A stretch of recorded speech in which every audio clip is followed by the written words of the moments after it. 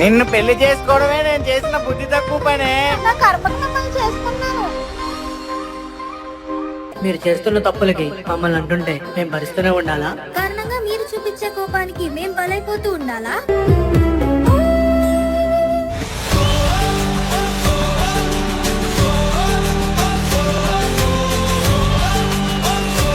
మరి వాళ్ళిద్దరిని కలపడానికి ఏమైనా పథకాలు ఉన్నాయా? నీకెందుకు సామి, నేను కలిపేస్తాను కదా, నన్ను నమ్ము. గణేశా, నాకు డౌట్. ఇంకెందుకు లేటు? వాళ్ళిద్దరిని కలపడానికి మీరు ముందేం ప్రయత్నించలేదా? ఆ ప్రయత్నం కూడా జరిగింది, ఒకసారి చూడు.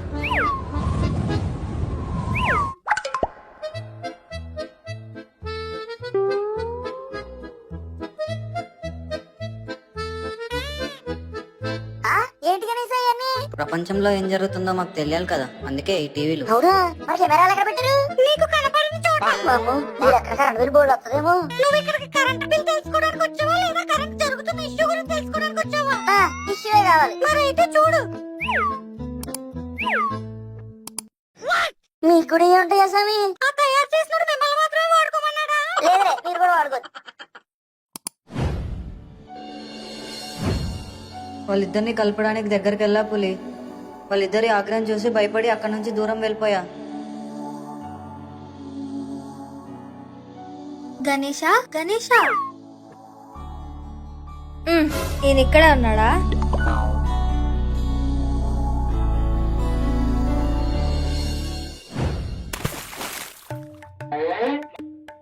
అది పులి జరిగింది, మరి ఇప్పుడు ఏం చేద్దాం? స్వామి, శివపార్వతులను కలపడానికి ఒక బ్రిలియంట్ ఐడియా వస్తుంది. పద పులి. దానికన్నా ముందు మీరు నాకు శివపార్వతులను పరిచయం చేయాలి. సరే పులి, ముందు అమ్మ దగ్గర తీసుకెళ్తా. పార్వతీదేవి దగ్గరికి.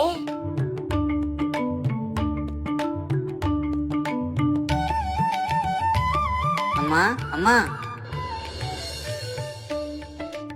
గణేష, నీకెంతో ఇష్టమని కుడుమును సిద్ధం చేస్తున్నాను. అవునా అమ్మా? ఇంతకీ ఎవరి బాలుడు? పులిగాడని నా ఫ్రెండ్ అమ్మా, నా కోసం అని 2D విలేజ్ నుంచి వచ్చాడు.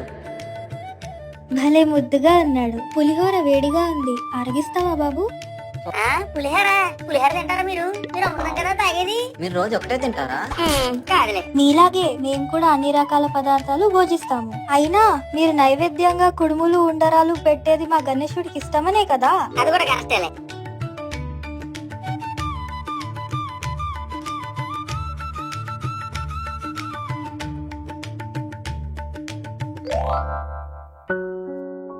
ఏంటి నాన్న కన్నీరు? అంతరాకలి తెచ్చి అన్నపూర్ణదేవి నాకు ఉండి పెడుతుంటే చాలా ఆనందంగా ఉందమ్మా. Feeling emotional.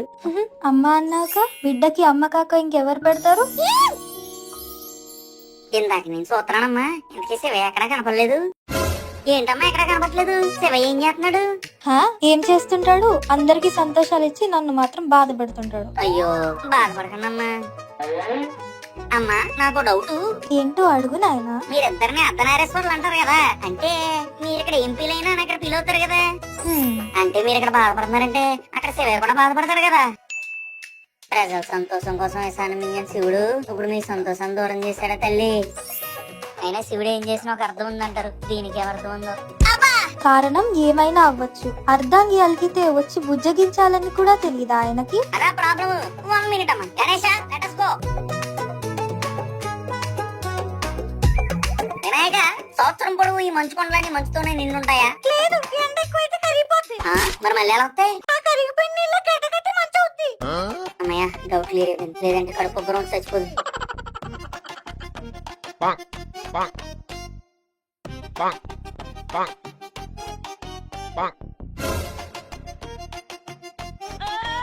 ఏంటి పులి, జేబులో ఏదో పెట్టుకుంటున్నా? ఇంకేంటి మంచు, కొంచెం మా ఊరటికి వెళ్దామని. కైలాసం నుండి మంచు కూడా కరిగిపోద్దా? మంచు ఎక్కడైనా కరుగుతుంది. అదేంటి, మంచు బయట ఉంటే కరగట్లేదు, జోబులు ఉంటే ఎందుకు కరిగిపోద్ది? ఇలా తడిసిపోయింది. ఏమైంది పులి, అలా ఇబ్బందిగా నడుస్తున్నావు? తడిసిపోయింది, ఇక్కడతో నడాలంటే ఇబ్బందిగా ఉంది. ఎలాగా ఇప్పుడు ఓకేనా పులి? ఇప్పుడు ఇంకా ఇబ్బందిగా ఉంది. నాకు నేను ఇక్కడ ఆరేసేస్తే చాలు.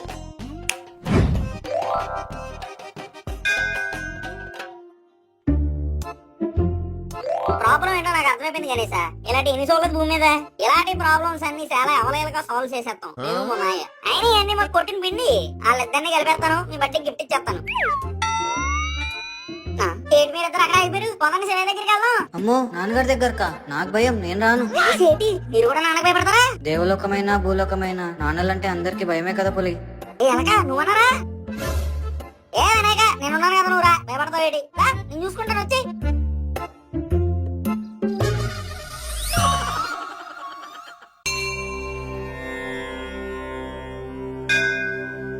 శివ శివ శంకర సాంబ శివ శంకర.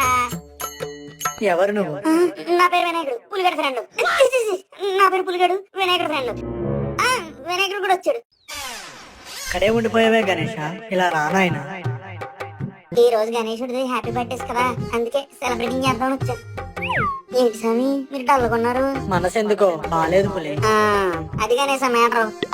అక్కడ పార్వతీదేవికి మనసు బాలేదు, ఇక్కడ శివయ్యకి మనసు బాలేదు. ఎందుకంటే ఈయన మనసులో ఉండేది ఆవిడే కదా. అన్ని పక్కనట్టేస్తే ఆదర్శ దంపతులు అంటే మీరే నిరూపించారు స్వామి. అయినా స్వామి అక్కడ అమ్మాయి గాయమై బాధపడుతూ ఉంటే మీరు ఇక్కడ ఏం చేస్తున్నారు? గాయమా? ఏమైంది? ఏంటి మీకు తెలీదా? అయినా మీకు తెలియకుండా ఎలా ఉంటదండి? అక్కడ అమ్మాయి ఎంత బాధపడుతుందో మీకు తెలుసా?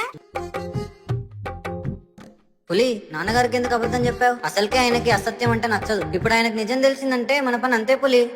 నువ్వు కంగారు పడద్దని సార్, నేను నిజం చెప్పాను. నిజమా? చెప్తా పదా. దేవి దేవి ఏమైంది? చెప్పు దేవి, నీకు గాయం తగిలిందన్నారు, ఎక్కడ? గాయమా?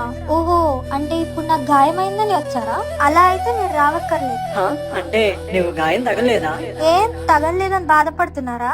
లేదు, తగిలిందేమో అని వెలవెల్లాడాను. మీకు నిజంగా ఇంత ప్రేమే ఉండుంటే ముందే రావచ్చు కదా. నేను రాలేదు, సరే నువ్వు రావచ్చుగా. పులి, మళ్ళా గొడవ మొదలయ్యేలా ఉంది. ఏం చేద్దాం? అవును పులి, మళ్ళీ మొదలుకొచ్చేలా ఉంది. ఏం చేద్దాం? ఏం చేద్దాం? ఏం చేద్దాం పులి? పులి చెప్పు పులి, ఏం చేద్దాం? చెప్పు పులి, ఏం చేద్దాం? చెప్పు చెప్పు. ఆపండి. పులి వచ్చింది.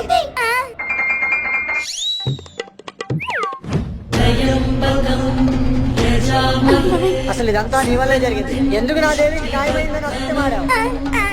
నేనేం అర్థం చెప్పలేదు స్వామి, నిజంగానే ఆవిడకి గాయమైంది. మీరు మాట్లాడలేదని చెప్పి అమ్మ మనసు గాయమైంది. బోలా శంకరుడైన మీరు అమ్మను బాధ పెట్టారా? మీ ఇద్దరి మధ్య ఉన్న బంధానికన్నా మీ పంతానికి విలువ ఎక్కువ ఇచ్చారు. అది ఎంతకు దారి తీసిందో తెలుసా? గణేశుడు పుట్టినరోజు కూడా మర్చిపోయాడు పాపం. తల్లిదండ్రులు ఎప్పుడు ఆనందంగా కలిసి ఉంటేనే పిల్లలు కూడా ఆనందంగా ఉంటారు. వాళ్ళే గొడవ పడితే మా మనసులకు కూడా బాధ కలుగుతుంది. నన్ను క్షమించండి స్వామి. లేదు దేవి, నన్నే నువ్వు క్షమించు. మీరు కరుణించే వాళ్ళే కానీ క్షమాపణ కోరే వాళ్ళు కాదు స్వామి. గణేష, ఇలా రానాయనా.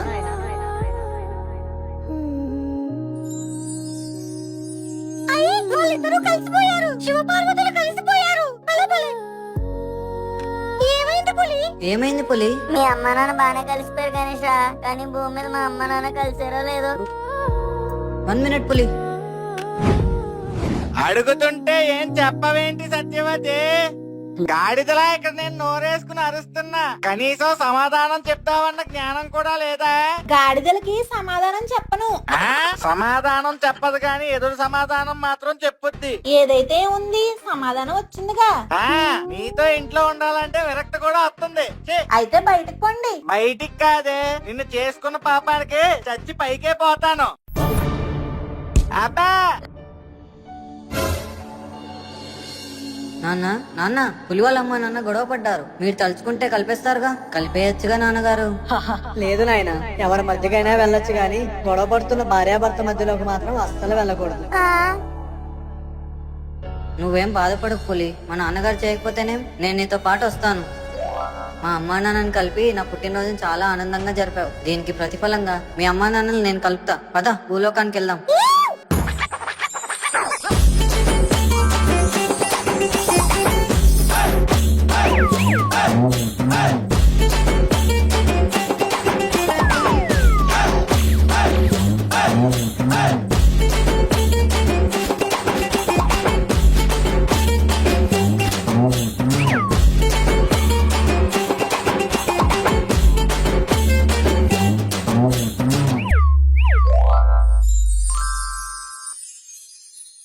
ఇదిగో గణేశ, మా అమ్మ నాన్న మీరు ఎవరైనా అడిగారు అనుకో, మీరు నా పెండని చెప్పేస్తాను, ఈ ఎలకేమో మీ పెండని చెప్పేస్తాను. ఓకేనా? మీరేం టెన్షన్ పడకండి, పదండి వెళ్దాం. నేను కంగారు పడ్డం కాదు పులి, నువ్వు ఆవేశపడకు. ఎందుకంటే నేను నీకు తప్ప ఎవరికి కనపడను. అబ్బో అలాగే సూపర్, పదం లోపలికి వెళ్దాం. అమ్మా, నాన్న, అబ్బో, నాన్న.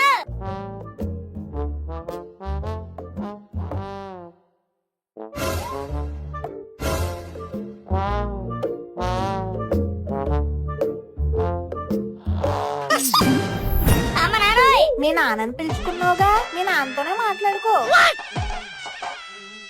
నాన్నోయ్. ముందు మీ అమ్మనే పిలిచావు కదరా, మీ అమ్మతోనే మాట్లాడుకో. ఆ, గణేశా, మా నాన్న బయటికి వెళ్ళిపోతున్నాడు. ఇదే మంచి సమయం. దేనికి?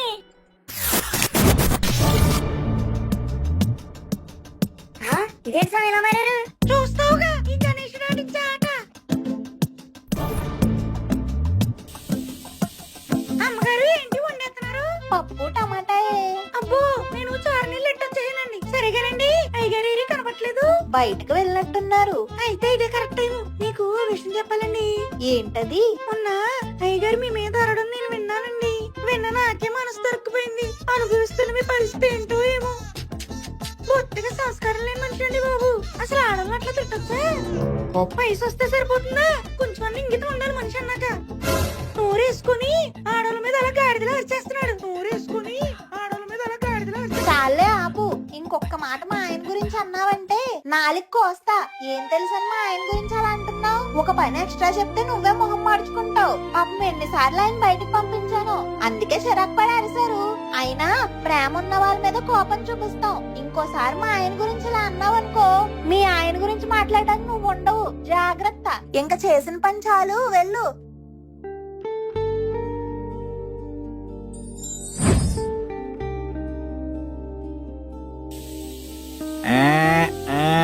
సత్యవతి, నేనెన్నో మాట్లాడి బాధ పెట్టాను. సారీ.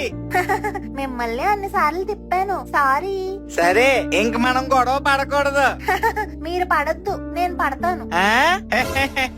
సరే.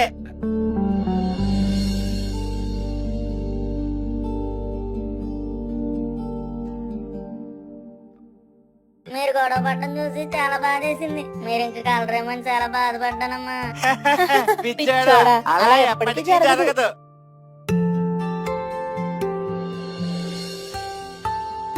Ganesha, thank you so much Ganesha. భక్తులకు అడిగిన వరాలు ఇస్తావని తెలుసు గాని అదే భక్తులకు కష్టాలు వస్తే నువ్వే స్వయంగా వచ్చి తీరుతావని తెలీదు. ఇప్పుడే తెలుసుకున్నాను. అమ్మయ్యా, ఇక్కడి సమస్య కూడా తీరిపోయింది. ఇంకా మనం బయలుదేరొచ్చా ప్రభు? గణేశా, చెప్పు పులి. నేను నిన్ను ఒకటి అడుగుతాను, మరి నువ్వు కాదనకూడదు. అడుగు పులి. ఈ 9 రోజులు మాతో ఉండిపోవచ్చుగా ప్లీజ్ గణేశా. తప్పకుండా పులి. భక్తులు అడిగితే నేను ఎప్పుడన్నా కాదన్నానా? ఏం నిజమా? అయితే 9 days ఇక్కడే.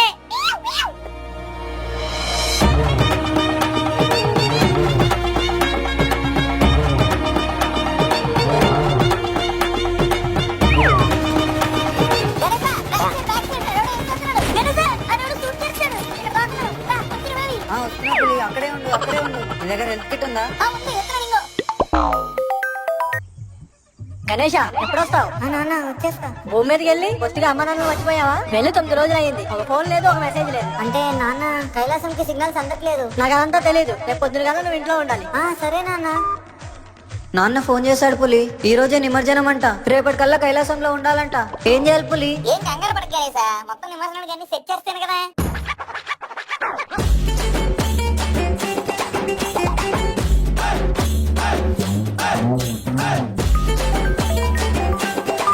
చెప్పమ్మా. బయలుదేరిపోయావా నాన్న? దారిలో ఉన్నా. దారిలో ఏది పడితే తినక నాన్న. ఇంటికి త్వరగా వచ్చే, నేను నీకు నచ్చినవన్నీ చేసి పెడతాను. ఓకే అమ్మా. పులి, మరి నేను వెళ్ళొస్తానే. బాయ్ గణేశా, నువ్వు వెళ్తుంటే బాధ వచ్చేస్తుంది.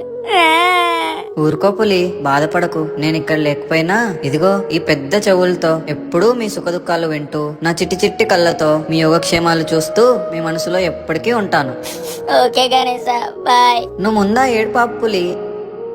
వచ్చే సంవత్సరం వచ్చి మళ్ళీ 9 రోజులు మీతో ఆనందంగా గడుపుతాను కదా. అలా అయితే ఓకే, బాయ్. Bye bye.